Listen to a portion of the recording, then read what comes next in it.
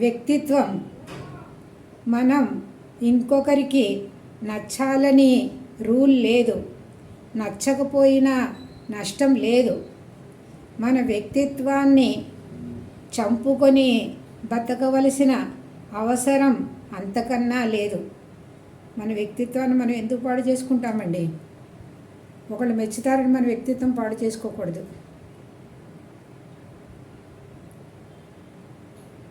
ఏడుపు వచ్చినప్పుడు ఒక్కరే ఏడవాలి, నవ్వు వచ్చినప్పుడు నలుగురిలో నవ్వాలి.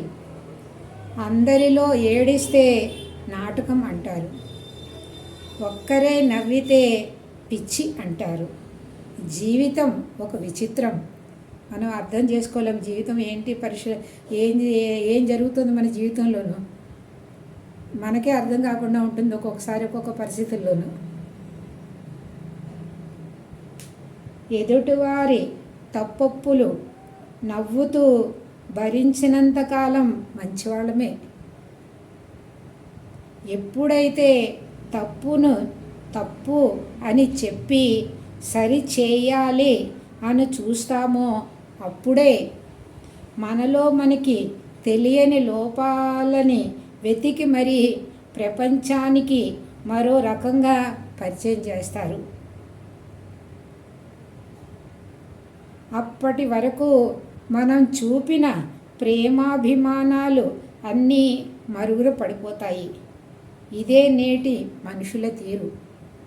మనం అనుకుంటాం ఎప్పుడు అలాగ అనుకోలేదు, ఆ వ్యక్తి గురించి మనము ఏంటి ఇలా మారిపోయాడు అనుకుంటాము. అలా మారిపోలేదు. మనం ఆ టైంని మనకు అర్థమైంది జీవితంలో మనుషులతో ఎలా ఉండాలో అని. ఎక్కడ ఉన్నా ఎలా ఉన్నా అమ్మ అమ్మే కదా.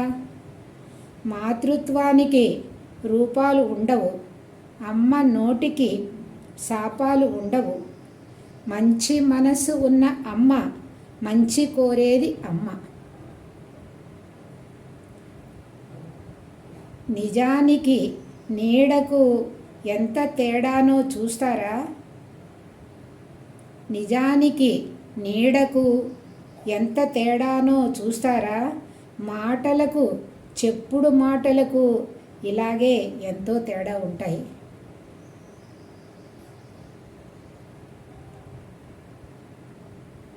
అర్థం చేసుకునే వాళ్ళకి ఏమీ చెప్పకపోయినా అర్థమవుతుంది.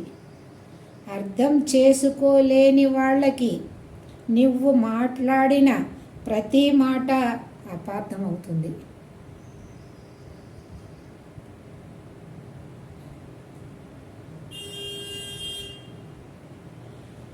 పెళ్ళయ్యాక ఎవ్వరూ అర్థం చేసుకున్నా చేసుకోపోయినా కట్టుకున్న వ్యక్తి మాత్రం అర్థం చేసుకోవాలి. స్త్రీ ఎవరు ఎన్ని మాటలన్నా భరిస్తుంది, కానీ భర్త అర్థం చేసుకోకుంటే తట్టుకోలేదు. తనను నమ్మి వచ్చిన భార్యకు అండగా నిలబడవలసిన బాధ్యత భర్తదే. నిజంగా కదండి, భార్యాభర్తల అనుబంధమే అట్లాంటిది.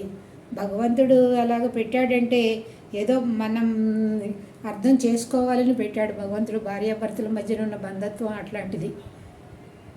అందరూ ఎవరు ఏమన్నా సరే ఏం పట్టించుకోదు స్త్రీ. ఎప్పుడైతే భర్త అలాగంటారో అప్పుడే మనసు చాలా బాధ కలుగుతుంది. ఎవరైనా నిన్ను తక్కువ చేసి మాట్లాడుతున్నప్పుడు కోపం తెచ్చుకొని నీ విలువను తగ్గించుకోకు.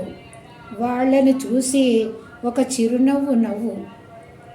ఆ చిరునవ్వు ఎలా ఉండాలంటే వాళ్ళ ముఖంపై నవ్వుని కాల్చివేసినంత గొప్పగా ఉండాలి.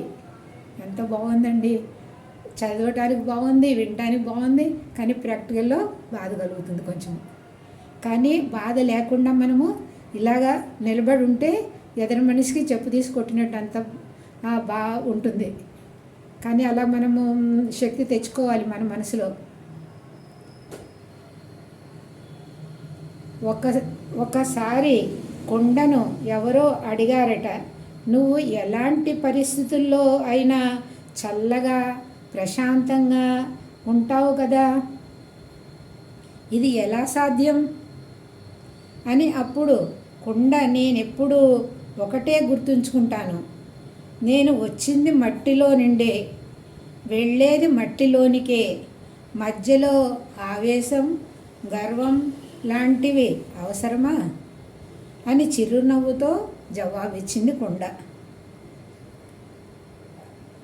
చేయి చాపిన వారంతా చేతకాని వారు కాదు, సాయం కోరిన వారంతా అసమర్థులు కారు. రేపు ఎవరి పరిస్థితి ఏంటో ఎవ్వరికీ తెలియదు. ఎవ్వరినీ చులకనగా చూడకు. నమస్తే అండి. ఎలా ఉంది చెప్పండి, కామెంట్స్ రాయండి, షేర్ చేయండి, లైక్ చేయండి. థ్యాంక్ యూ అండి.